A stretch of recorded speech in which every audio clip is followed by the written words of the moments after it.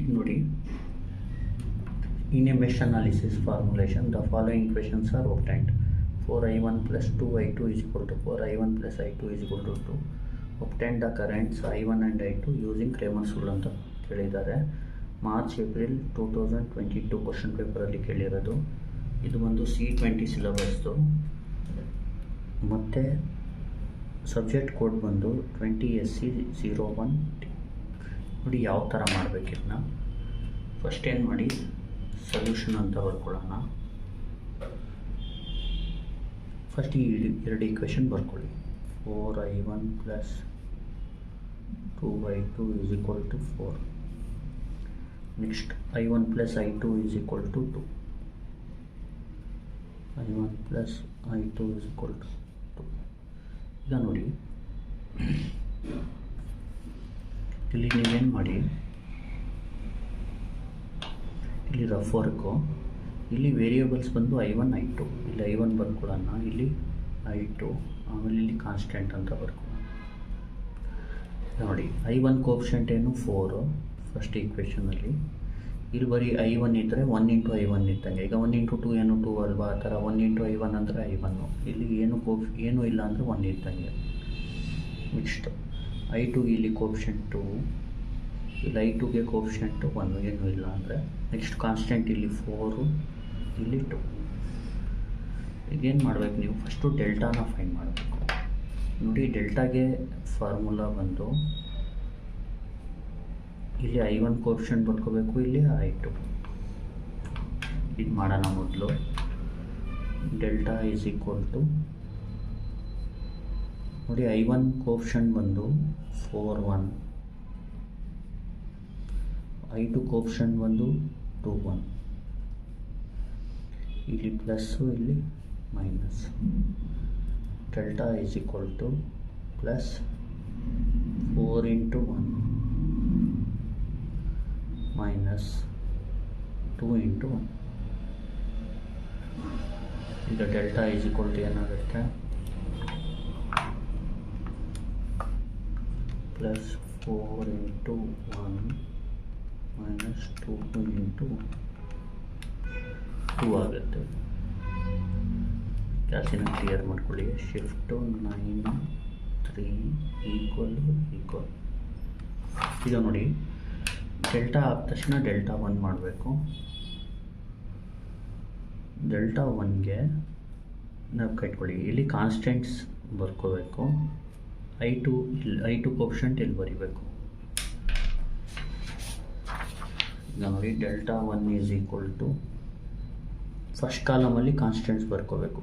Constants ಏನು, 4 2.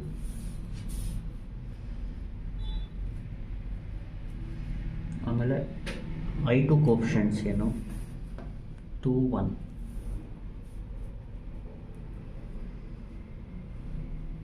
ನೋಡಿ, ಇಲ್ಲಿ ಪ್ಲಸ್ಸು, ಇಲ್ಲಿ ಮೈನಸ್. ಇಲ್ಲೇನಾಗುತ್ತೆ, plus 4 into 1 minus e2 into e2. ಕ್ಯಾಲ್ಸಿಲಿ ಟೈಪ್ ಮಾಡಿ. Plus 4 into 1 minus 2 into 2. ಒಂದ್ಸರಿ 0 ಬರುತ್ತೆ. ನೋಡಿ, ಡೆಲ್ಟಾ 1 ಆದ ತಕ್ಷಣ ಡೆಲ್ಟಾ 2 ಮಾಡಬೇಕು. ಡೆಲ್ಟಾ 2ಗೆ ಜ್ಞಾಪಕ ಇಟ್ಕೊಳ್ಳಿ, ಫಸ್ಟ್ ಕಾಲಮು i1 ಇರಲಿ, ಸೆಕೆಂಡ್ ಕಾಲಮ್ ಕಾನ್ಸ್ಟೆಂಟ್ ಇರಲಿ. First column i1 coefficient, second column constant. i1 coefficient ಅಂತ ಯಾವುದು, 4 1, ಕಾನ್ಸ್ಟೆಂಟ್ 4 2. ಅಂದರೆ ಡೆಲ್ಟಾಲಿ ಫಸ್ಟ್ ಕಾಲಮ್ ಹಿಂಗಿದೆ ಹಂಗೆ ಬರ್ಕೊಂಡು ಸೆಕೆಂಡ್ ಕಾಲಮ್ನ 4 2 ಇಂದ ರಿಪ್ಲೇಸ್ ಮಾಡಬೇಕು. ಡೆಲ್ಟಾ 1 ಅಂದರೆ ಸೆಕೆಂಡ್ ಕಾಲಮ್ನ ಹೆಂಗಿದೆ ಹಂಗೆ ಬರ್ಕೊಂಡು ಫಸ್ಟ್ ಕಾಲಮ್ನ ರೀಪ್ಲೇಸ್ ಮಾಡಿ 4 2 ಬರೆಯೋದು. ಆ ಥರ. ಈ ಡೆಲ್ಟಾ 2ಗೆ ಯಾವ ಥರ, 4 1ನ ಹಂಗೆ ಬರ್ಕೊಳ್ಳಿ, 2 1ನ ರೀಪ್ಲೇಸ್ ಮಾಡಿ 4 2 ಬರೀ. 4 1ನ ಹಂಗೆ ಬರ್ಕೊಂಡು 4 2 ಬರ್ಕೊಳ್ಳಿ. ಇದು ಪ್ಲಸ್, ಇದು minus. Delta 2 is equal to ನೋಡಿ ಪ್ಲಸ್ ಬರೀರಿ ಮೊದಲು, ಆಮೇಲೆ 4 ಬರೀರಿ, ಆಮೇಲೆ 2 ಬರೀರಿ, ಆಮೇಲೆ ಮೈನಸ್ ಬರೀರಿ, 4 ಬರೀರಿ, ಆಮೇಲೆ 1 ಬರೀರಿ. ಇದನ್ನ ಡೆಲ್ಟಾ 2 ಇಸ್ ಈಕ್ವಲ್ ಟು ಕ್ಯಾಲ್ಸಿಲ್ ಮಾಡಿದ್ರೆ +4 ಇಂಟು 2 ಮೈನಸ್ 4 ಇಂಟು 1 ಮಾಡಿದ್ರೆ ಆನ್ಸರು 4 ಬರುತ್ತೆ. ಡೆಲ್ಟಾ 2 ಮುಗೀತು. ಈಗ ಎಕ್ಸ್ಗೆ formula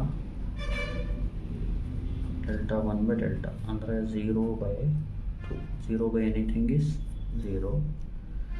ವೈಗೆ formula delta 2 by delta 2 4, delta 1 2.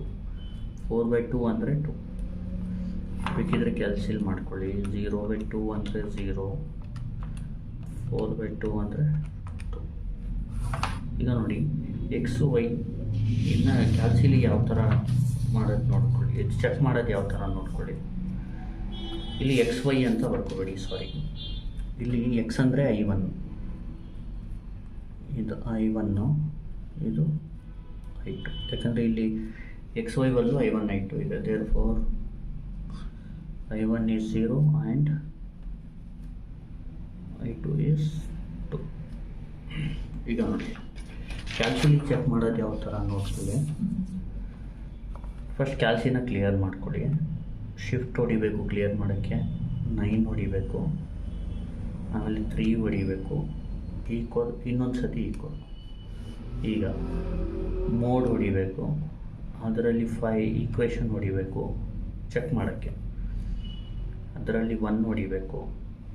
ANX + BNY = CN 1 ಹೊಡೀರಿ. ಇದನ್ನ ಹೊಡೀರಿ 4 2 4. ಫಸ್ಟ್ ರೋಲಿ 4 2 ಆಮೇಲೆ 4. ಸೆಕೆಂಡ್ ರೋಲಿ 1 1 2 1 1 2 ಆಮೇಲೆ ಈಕ್ವಲ್ ಹೊಡೀರಿ. ನೋಡಿ ಎಕ್ಸ್ 0 ಬಂದಿದೆ, ವೈ 2 ಬಂದಿದೆ. ಚೆಕ್ ಮಾಡ್ಕೊಳ್ಳೋಕ್ಕೆ ನೀವು x0 y2 ಅಂದರೆ ಇಲ್ಲಿ ಎಕ್ಸ್ ಅಂದರೆ I1 ಅಂದ್ಕೊಳ್ಳಿ, ವೈ ಅಂದರೆ I2 ಅಂದ್ಕೊಳ್ಳಿ. ಆ ಥರ ಚೆಕ್ ಮಾಡ್ಕೋಬೋದು. ಈಗ ಇದಾದ ತಕ್ಷಣ ಕ್ಲಿಯರ್ ಮಾಡ್ಕೋಬೇಕು. ಕ್ಯಾಲ್ಸಿನ ಕ್ಲಿಯರ್ ಮಾಡೋಕ್ಕೆ ಶಿಫ್ಟ್ ಹೊಡಿಬೇಕು, 9 ಹೊಡಿಬೇಕು, 3 ಹೊಡಿಬೇಕು, ಈಕ್ವಲ್ ಹೊಡಿಬೇಕು, ಈಕ್ವಲ್ ಹೊಡಿಬೇಕು, ಅಷ್ಟೇ.